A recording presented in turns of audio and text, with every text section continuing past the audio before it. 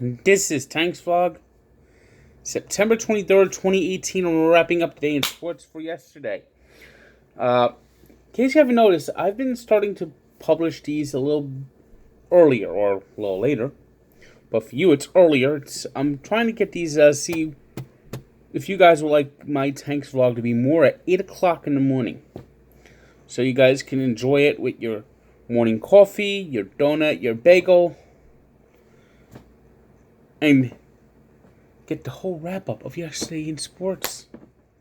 It was Sunday, it was Saturday, and it was college football. All day, every day. And after two subpar games, Notre Dame decided to throw the book at Wake Forest as they played their first game on the road. And what they got was just an outstanding performance. Ian Book revived the Irish offense as they just went up and down the field all day in Winston-Salem, beating Wake Forest 56-27. You can make bank that Book will start next week when they play Stanford. Stanford today had a very tough time of it with Oregon. Should have lost down 24-7 at half. Oregon is looking to put like a dagger in them, and then they fumble, scoop, and score. All of a sudden, the Cardinals have life in the third quarter. Flash forward to the end of the fourth quarter. All Oregon has to do is not fumble. They're close to being able to run out the clock, but what happens? They fumble. Stanford gets the ball back, gets to tie the game with a field goal, and the Cardinals win in overtime to improve to 4-0. Oregon had this game in their little paws, but it just slipped away. Very, very bad loss if you're Oregon Duck on Saturday. Number 1, Alabama didn't cover the point spread, but came close enough, destroying Texas A&M 45-23. Tua Tagovailoa had an outstanding game, passing for 387 yards with 4 touchdowns. Number 2, Georgia had a tough game today. They didn't play exactly that great, but they played a tough Missouri team.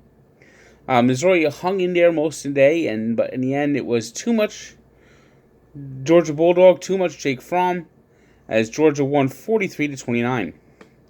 Number 3, Clemson took apart Georgia Tech 49-21. Solid performance, solid win on the road. Urban Meyer returned. Ohio State playing another cupcake, beat up on Tulane 49-6 at the Horseshoe. Oklahoma also thought they had a cupcake, but almost choked on it as the Knights of the Hudson went in there and just gave the Sooners the fight of its life. Oklahoma needed overtime to beat Army today, 28-21. It was LSU beating Louisiana Tech 38-21. Auburn took apart a just utterly awful Arkansas team 34-3. Washington beating Arizona State 27-20. West Virginia beat Kansas 35-6. And perhaps the biggest upset of the day, Old Dominion 0-3. Facing number 13 Virginia Tech. Old Dominion had never beaten a team from the Power 5 conference. Old Dominion with 28 points in the fourth quarter stunned the Hokies 49-35 as Blake LaRussa throws for 495 yards with 4 touchdowns. Absolute total stunner. Don't look now, but Kentucky is 4-0, beating Mississippi State 28-7. I suspect they will be ranked when the rankings come out on Sunday. Texas Tech upset Oklahoma State in Stillwater today, 41-17. An absolute dreadful performance. Disappointment is not the word of how Oklahoma State showed up. Texas Tech is a very good team, a strong team, But just for Oklahoma State to show up this flat, this awful, not a good sign. Texas, meanwhile, continues to play solid football, beating TCU 31-16. After losing last week to BYU, Wisconsin had to go on the road to open its Big Ten schedule, and for most of the day were playing from behind. However, late in the game, Wisconsin got 2 scores and beat up Iowa 28-17. Here's a freezing cold take for you. Nebraska is back.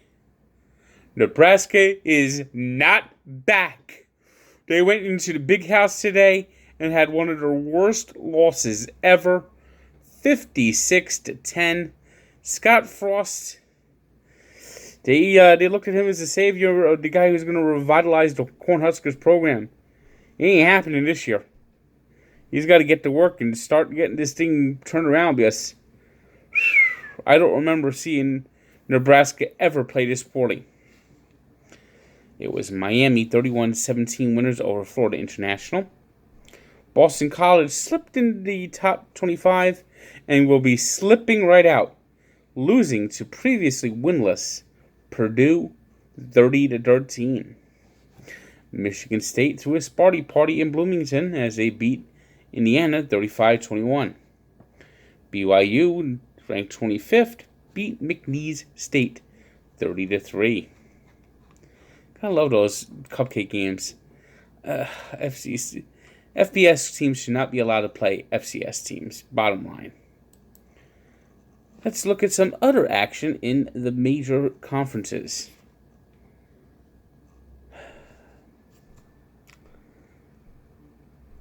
Then there is a team in New Jersey that can't beat anyone at all.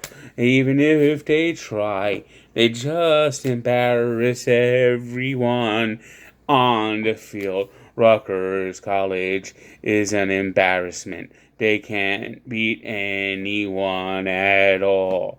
Rutgers College University, they're the worst team in the Power 5 conferences. They shouldn't be in the Big Ten. Perhaps they should be in the FCS. Oh, what an embarrassment. What an absolute embarrassment. If you're a Rutgers alumnus right now, you're in denial. You could say you're from any other college in New Jersey. Like, I went to Montclair State, so I don't have to hide the fact that the college I went to absolutely sucks at everything, every sport, and just gets embarrassed. They're in the Big Ten. They took that big paycheck, and they just get hammered. And today, it wasn't a Big Ten team that hammered them. No. It was a MAC team. A MAC conference team. A MAC conference team came into Piscataway and slaughtered the Knights. Good night, Chris Ash. Good night, sweet nurse. Not a good night for Rutgers. Buffalo, 42. State University of New Jersey, also known as Rutgers, 13. I'm glad they're called Rutgers, because if they're called New Jersey University, I'd have to move. It was Maryland beating Minnesota 42-13. Moving on to the ACC.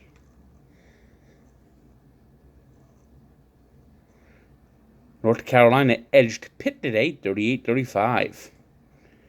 Virginia beat Louisville 27-3. Louisville, boy, they're missing Lamar Jackson right about now. Duke improved to 4-0, beating North Carolina. North Carolina Coastal, I guess this is. Some FCS school. Florida State actually played their top game of the year. Too bad it was against Northern Illinois. I guess not everyone loses to MAC schools. Seminoles 37, Northern Illinois 19. Syracuse beat up on UConn 51-21. The Orange are off to a 4-0 start. NC State slipped past Marshall 37-20.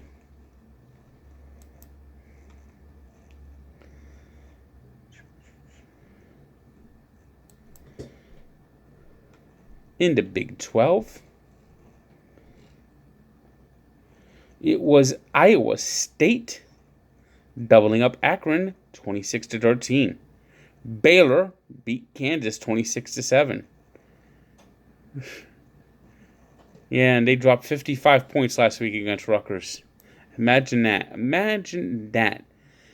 Ugh, boy, Rutgers. What are we going to do about Rutgers?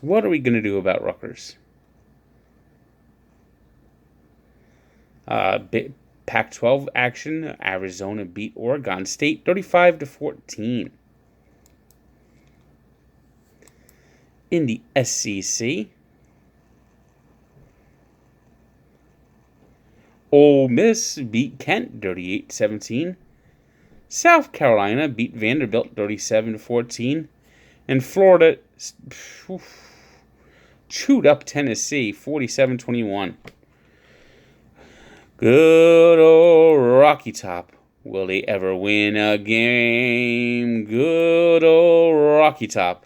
Never gonna win a game. And they really suck. They can't win any game at all. Oh no, Rocky Top. Your program is in shambles.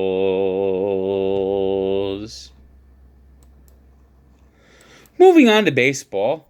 The Atlanta Braves have clinched the National League East, beating the Philadelphia Phillies 5-3. Phillies have played terrible baseball over the last 6 weeks and just completely faded out of the race. Yankees, meanwhile, have clinched a wild card spot. We knew that was going to happen eventually. The still thing they have to do is get that. They still have to find a way to get the home field advantage. They beat the Orioles. They needed 11 innings, a walk-off hit by Aaron Hicks, scoring Didi Gregorius, but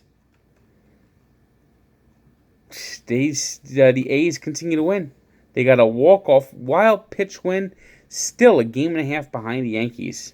Still right on their tail, with the Yankees playing one last home game against the Orioles and then going into Tampa and Fenway. Two places that would just love to make the Yankees have to spend a day in Oakland. In that hideous, ugly, eyesore, horrendous stadium.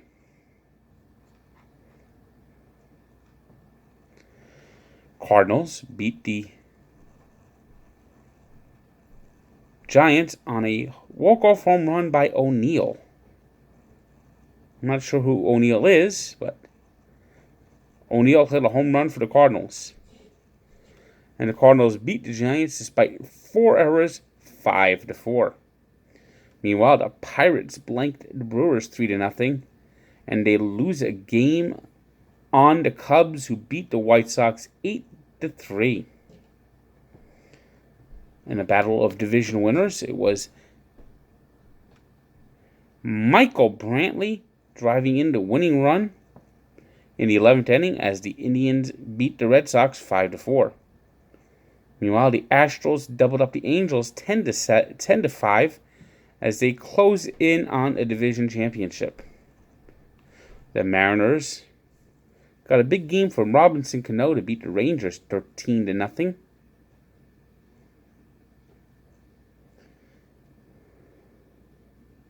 It was the Tigers 5-4 winners over the Royals, and the Twins beat the Rays 5-2. The Blue Jays beat the Rays 5-2. National League.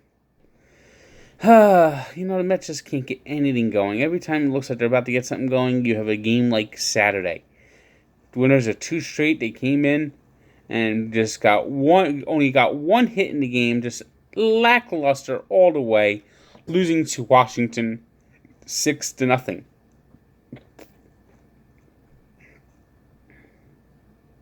It was the Marlins beating up the Reds 5-1.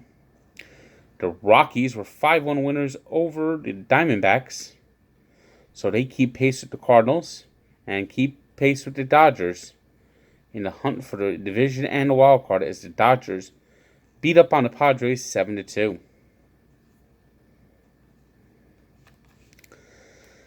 The 3 stars for Saturday were Tua Tagovailoa of Alabama, who had 387 yards passing for 4 touchdowns. Blake LaRussa, who passed for 495 yards for 4 touchdowns as Old Dominion upset Virginia Tech. And Justin Verlander, who allowed just 1 hit over 6 innings while striking out 11 as the Astros beat the Angels. Today's birthday shout-out goes to the probable comeback player of the year in the National League, Matt Kemp, whose career looked like it was on life support, but came alive this year as turning 34 on Sunday. And we took a look back to a baseball tragedy. Lyman Bostock. It's only in his 4th year in the majors. His second and third year, he was in the race for the batting title. Well, actually, the second year he wasn't really in the race. He finished second. There was no race in 1977 for the batting title. Rod Carew won by a mile, but Lyman Bostock finished second. And then he went to go play for the Angels, had a bad month and tried to give back his pay. Refused to take any pay for what he played in April. He was so bad. He couldn't do it, so eventually he gave all the money to charity. But Lyman Bostock went home to visit family after a game against the White Sox. And some idiot, thinking he was cheating on his, having an affair with his girlfriend, shot Lyman Bostock, killed him, and then he got away with it. So check out the story of Barstool Sports and its sports encyclopedia where sports history lives. And tell me, do you prefer your Tanks vlog in the wee early morning? Or do you prefer it after the sun has risen? You can see the sunshine, you could have your coffee, your donut, your bagel, and also don't forget, listen to Allow Me to Be Frank. We had Casey Smith on this week, talked a lot about football. We usually record those Monday night, so listen to it as you get ready to watch Sunday's games. And don't forget what to watch Barstool Sports Advisors, 10 o'clock TVG, and also in your local market. So check time and channel for where you could find it, and have a nice day.